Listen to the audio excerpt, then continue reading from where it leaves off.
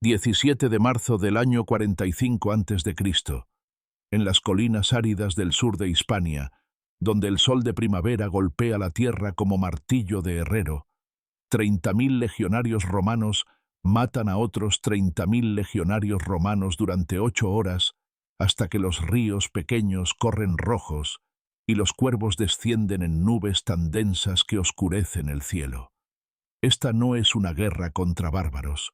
No hay honor en matar a hombres que hablan tu idioma, adoran tus dioses, sangran el mismo color por el mismo águila. Esta es hermano matando hermano, mientras el hombre más poderoso del mundo mira y se pregunta si ha ganado algo que valga la pena el precio que ha pagado. Esto sucedió. Así fue como ocurrió. 5 años antes, Julio César había cruzado el Rubicón con una legión y declarado la guerra a la República.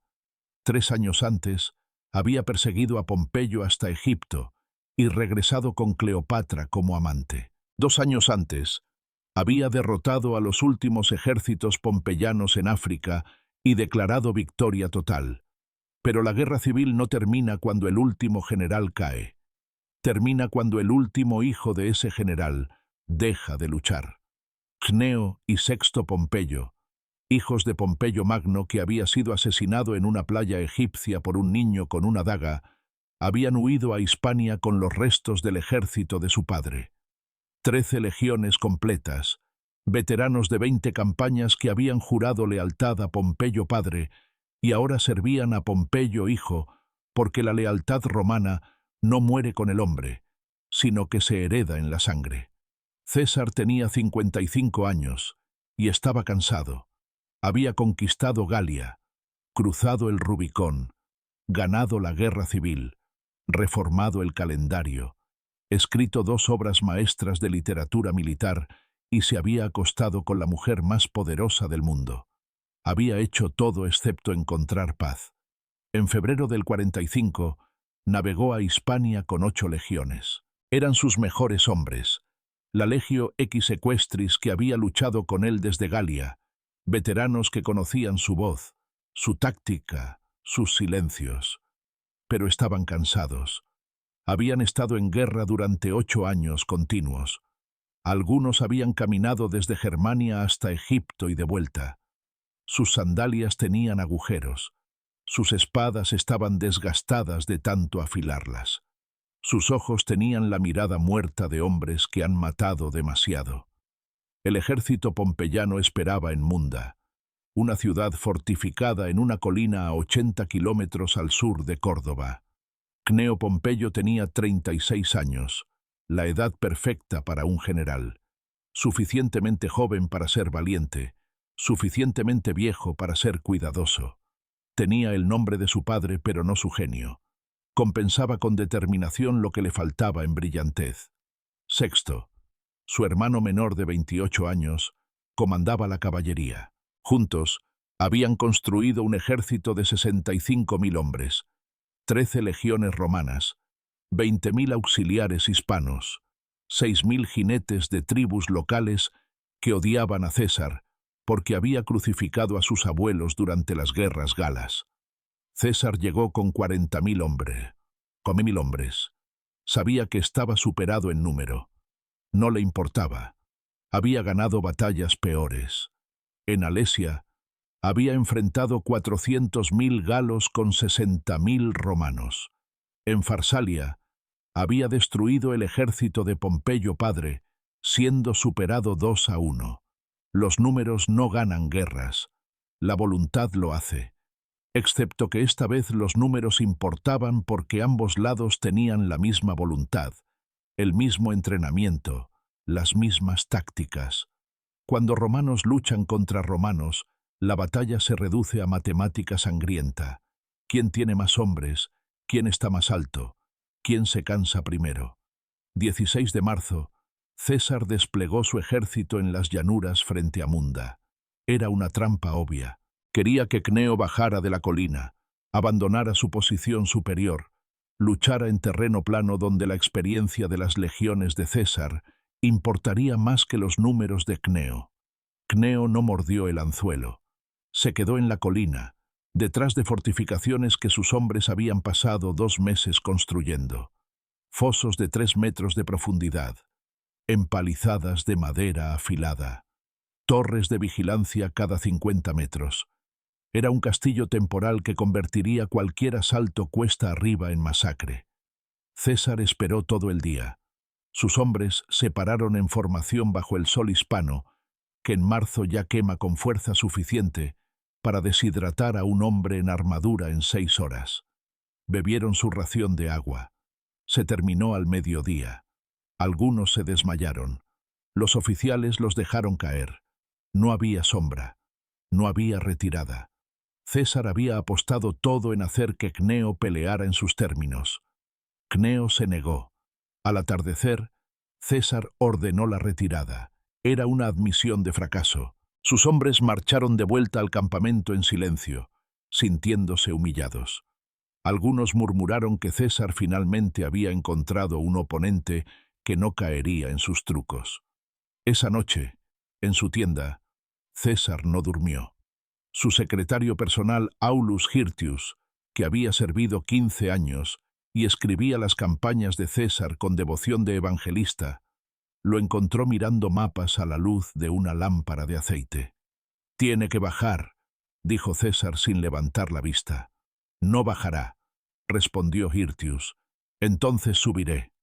Al amanecer del 17 de marzo, César hizo lo que ningún general romano en su posición debería hacer. Ordenó un asalto frontal cuesta arriba contra fortificaciones preparadas defendidas por un ejército más grande. Era suicidio táctico. Era también la única opción que le quedaba porque retirarse a Roma sin victoria sería admitir que sus enemigos podían desafiarlo impunemente, y eso invitaría rebelión en cada provincia del imperio. A las 7 de la mañana, 8 legiones de César comenzaron a subir la colina. 40.000 hombres en formación de tortuga, escudos sobre cabezas formando techo de madera y bronce, caminando lentamente cuesta arriba mientras los proyectiles llovían desde arriba. Las fortificaciones pompeyanas estaban a 300 metros de elevación. Toma 20 minutos subir esa distancia cargando 50 kilos de equipo. Durante esos 20 minutos, los defensores te matan. Las balistas pompeyanas disparaban dardos de hierro de 1,5 metros que atravesaban 3 escudos y el hombre detrás. Un legionario de la Legio Dec llamado Sergius Varro, veterano de 42 años que había luchado en Galia, Germania, Britania y Egipto, subía en la tercera fila cuando un dardo atravesó los escudos de los 2 hombres delante de él, perforó su pecho, salió por su espalda y se clavó en el escudo del hombre detrás. 4 hombres unidos por 1 metro de hierro. Sergius murió sin hacer sonido porque sus pulmones estaban colapsados. Los hombres a su alrededor siguieron subiendo. En la guerra, no puedes detenerte por los muertos. Los arqueros disparaban flechas en arcos altos que caían como lluvia. No apuntaban. No necesitaban apuntar. 40.000 hombres subiendo una colina es blanco imposible de fallar. Las flechas golpeaban escudos con sonido de granizo en techo de madera. Algunas encontraban espacios entre escudos, perforaban brazos, piernas, cuellos. Un centurión de la Legio Cunto, llamado Marcus Gellius, tomó una flecha en la pantorrilla izquierda. La punta atravesó músculo y rozó hueso. Siguió subiendo porque detenerse significaba ser pisoteado por los hombres detrás. Arrastraría esa pierna el resto de su vida, que duraría 3 horas más. Las piedras caían desde las murallas. No piedras de honda, sino rocas del tamaño de cabezas humanas, lanzadas por hombres o rodadas desde lo alto. Una roca de 20 kilos cayendo desde 30 metros golpea con fuerza suficiente para aplastar un cráneo dentro de un casco. Los hombres morían con las cabezas hundidas en sus hombros, cerebros convertidos en pulpa, ojos saliendo de órbitas. A 100 metros de las fortificaciones, las legiones de César hicieron algo que César nunca las había visto hacer. Vacilaron. La formación de tortuga se detuvo. Los hombres en el frente miraron las empalizadas, los fosos, las torres llenas de arqueros, y entendieron que subir esos últimos 100 metros los mataría a todos. El miedo es contagioso. Se extendió por las filas como fuego en paja seca. Algunos hombres dieron un paso atrás. Luego otro. La formación comenzó a deshacerse. El caos era absoluto. Si colapsa una formación romana, la batalla termina. Hombres sin protección de escudos mueren en segundos. Toda la línea se rompe. El ejército se convierte en turba que corre y es masacrada desde atrás. César lo vio desde su posición a 200 metros detrás de las líneas. Vio su ejército, el mejor ejército que Roma jamás produjo, comenzar a romperse. Hizo algo que ningún general de 55 años, dictador de Roma, conquistador de Galia, jamás debería hacer. Desmontó su caballo, tomó un escudo de un soldado muerto y corrió hacia el frente. Solo, sin guardias. Un hombre de 55 años corriendo cuesta arriba en armadura completa. Sus oficiales gritaron. Algunos intentaron seguirlo. No podían alcanzarlo. César había sido atleta en su juventud, campeón de carrera en los Juegos Apollinares. Todavía tenía las piernas que habían ganado coronas.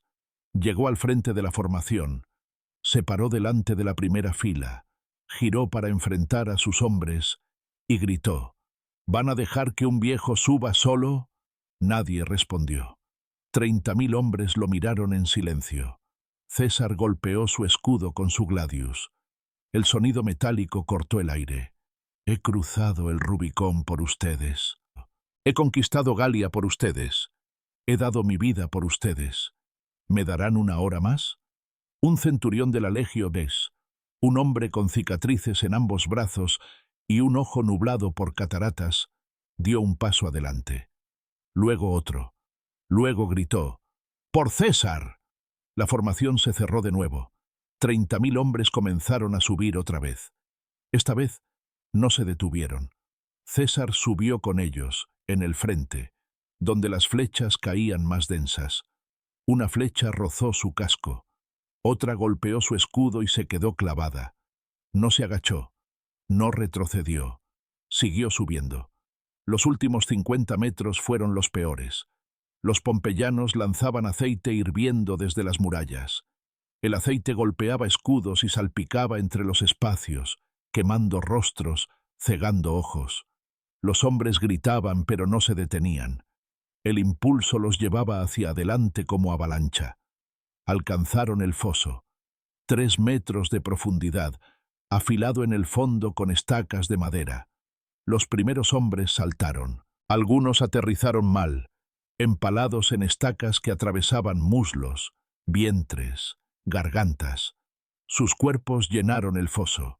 Los hombres detrás usaron los cadáveres como puente. Es así como Roma gana batallas, sacrificando los primeros para que los segundos puedan pasar sobre ellos. Las legiones de César alcanzaron las empalizadas. Los legionarios usaban sus gladius para cortar madera, sus escudos para empujar, sus cuerpos como arietes. Las empalizadas cedieron. Las dos líneas chocaron. Ya no era táctica, era carnicería. Cuando legionarios romanos luchan contra legionarios romanos, ambos lados conocen los mismos movimientos. No hay elemento sorpresa. No hay maniobra brillante. Solo fuerza contra fuerza, resistencia contra resistencia, voluntad contra voluntad. Un legionario pompeyano de 24 años llamado Quintus Fabius enfrentó a un legionario cesariano de 28 llamado Decimus Brutus.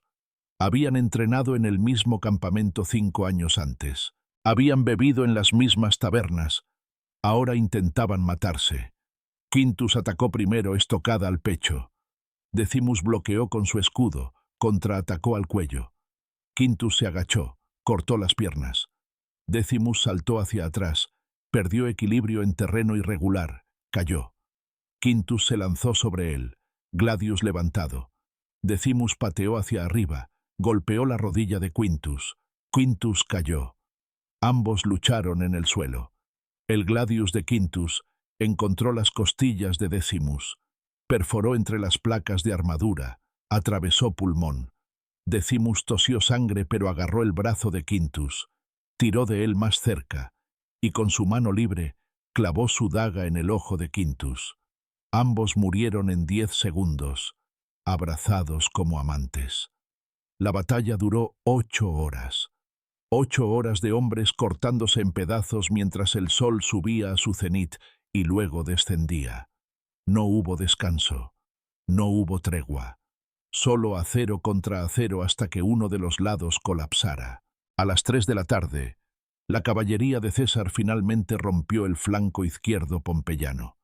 5.000 jinetes conducidos por el general Quinto Pedius, sobrino de César, golpearon la caballería de Sexto Pompeyo desde el costado. La caballería pompeyana huyó. Sin caballería para proteger sus flancos, la infantería pompeyana quedó expuesta. Las legiones de César los envolvieron. La formación pompeyana se rompió. Los hombres corrieron. Correr es peor que pararse. Un hombre que corre muere con una espada en la espalda. 30.000 pompeyanos corrieron. 15.000 murieron corriendo. 10.000 fueron capturados. 5.000 escaparon a las colinas. Cneo Pompeyo fue encontrado en un barranco a 3 kilómetros del campo de batalla, herido en el muslo, escondido bajo cadáveres. Los legionarios de César lo arrastraron ante su comandante. César lo miró durante un largo momento. «Tu padre era un gran hombre», dijo César. «Lo sé», respondió Cneo. «Entonces deberías haber sabido que no puedes ganar». Cneo escupió sangre. «No necesito ganar. Solo necesito que sigas matando romanos hasta que Roma se canse de ti». César hizo un gesto. Los guardias ejecutaron a Cneo con un golpe de espada en la nuca. Rápido, limpio, eficiente. La cabeza rodó. César se alejó sin mirar. 30.000 pompeyanos muertos. 10.000 cesarianos muertos. 40.000 hombres en total. Todos romanos. Todos ciudadanos. Todos habían jurado proteger la República. Todos habían muerto matándose entre sí, porque sus generales no podían compartir poder. El campo de batalla en Munda era peor que cualquier cosa que César había visto. En Galia, los muertos eran bárbaros. Podías mirarlos y ver enemigos. En Munda, los muertos eran hombres que hablaban latín, adoraban a Júpiter, cantaban las mismas canciones de marcha. César caminó por el campo de batalla al anochecer. Sus oficiales le rogaron que no lo hiciera. Era peligroso. Había heridos pompeyanos que todavía intentaban matar cesarianos. Había trampas. Había hoyos llenos de cadáveres donde un hombre podía caer y romperse el cuello. César los ignoró. Caminó solo entre los muertos. 40.000 cuerpos cubren 18 hectáreas cuando están apilados en un campo de batalla. El olor es dulce y podrido al mismo tiempo. Carne comenzando a descomponerse bajo el sol de marzo. Intestinos abiertos liberando gases. Sangre coagulándose en charcos que atraen moscas en nubes. Los heridos gemían. Algunos pedían agua. Otros pedían muerte. César no ordenó a sus hombres que dieran ninguna de las dos. Dejó que murieran lentamente porque estaba cansado de dar misericordia. En un rincón del campo, encontró a 2 hombres muertos abrazados, uno cesariano, uno pompeyano, ambos con dagas clavadas en el otro. Sus rostros estaban congelados en expresiones de dolor y determinación. César se arrodilló junto a ellos. Su secretario Hirtius, que lo había seguido a distancia, escuchó a César murmurar algo. «¿Señor?», preguntó Hirtius. César se levantó. Su rostro era piedra. «He ganado», dijo. «Pero no sé si algún hombre puede llamar victoria a esto». Regresó a Roma en abril. El Senado le otorgó otro triunfo. Rechazó. «No puedes celebrar triunfo por matar romanos. Es contra la ley y contra el honor». En cambio, celebró triunfo por sus conquistas en Galia, 5 años tarde. La multitud vitoreó. César saludó. Nadie mencionó Munda. Un mes después, en los idus de marzo del año 44, 23 senadores clavaron dagas en César en el piso del Senado. Murió con 23 heridas, ahogándose en su propia sangre en el mismo edificio que había reformado, frente a la estatua de Pompeyo Magno, cuyo hijo había ejecutado un año antes. Los asesinos gritaron que habían salvado la República. Estaban equivocados. La República había muerto en Munda cuando 40.000 romanos mataron a 40.000 romanos y nadie ganó nada excepto cadáveres y silencio. Los veteranos de Munda que sobrevivieron nunca hablaron de la batalla. Cuando otros soldados preguntaban, cambiaban de tema o se iban. Algunos se volvieron alcohólicos, otros se suicidaron. Un centurión llamado Marcus Favonius, que había perdido un brazo y un ojo, escribió una carta a su hijo antes de abrirse las venas en un baño en Roma. La carta decía: «He matado hombres en 3 continentes. He visto ciudades arder. He cruzado ríos sobre puentes de cadáveres. Pero nunca experimenté el horror de Munda, donde maté a hombres que podrían haber sido mis hermanos, por una causa que ya no recuerdo». Sexto Pompeyo, el hermano menor que escapó de Munda, sobrevivió otros 12 años. Construyó una flota de piratas, controló el Mediterráneo, extorsionó a Roma por grano. Finalmente fue traicionado y ejecutado en el 35 por Marco Antonio, quien 13 años después sería traicionado y se suicidaría en Alejandría.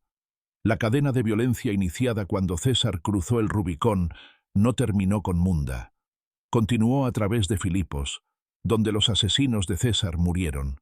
Continuó a través de Actium, donde Antonio cayó. Finalmente terminó cuando Octavio, sobrino nieto de César, se convirtió en Augustus y estableció el imperio. Tomó 40 años de guerra civil matar suficientes romanos para que los supervivientes aceptaran dictadura como precio de paz.